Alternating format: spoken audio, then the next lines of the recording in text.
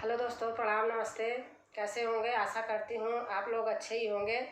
एक नटका गीत है, तारा जी के ऊपर है।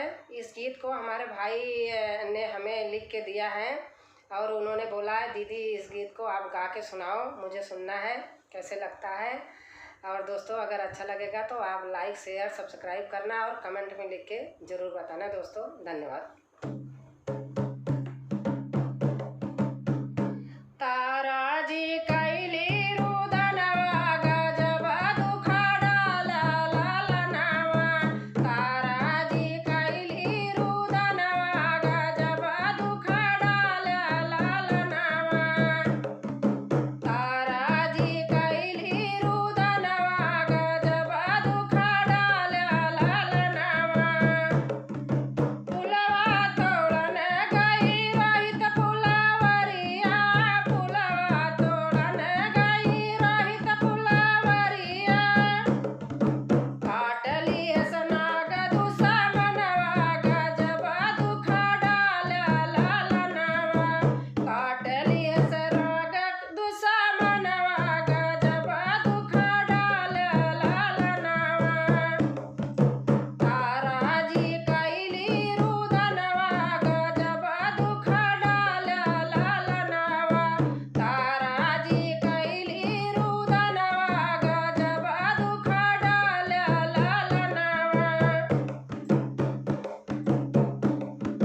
केतुआ का तारा कफन बनाई। केतुआ का तारा कफन बनाई। केतुआ का कैली कारजवा गजबा दुखाड़ा लालनवा। केतुआ का कैली कारजवा गजबा दुखाड़ा लालनवा। तारा जी कैली रुदनवा गजबा दुखाड़ा लालनवा। तारा जी कैली रुदनवा गजबा दुखाड़ा लालनवा। अचरा फारी तारा कफन बनाई। अचरा फारी तारा कफन बनाई। पत्थरे का कैली कारजवा गजबा दुखाड़ा लालनवा। पत्थरे का कैली कारजवा गजबा दुखाड़ा लालनवा। तारा जी कैली रुदनवा गजबा दुखाड़ा लालनवा।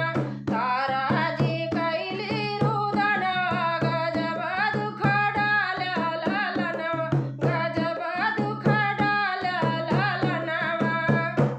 दोस्तों, अच्छा लगा होगा तो कमेंट में लिख के ज़रूर बताना। भाई की फरमाइश है।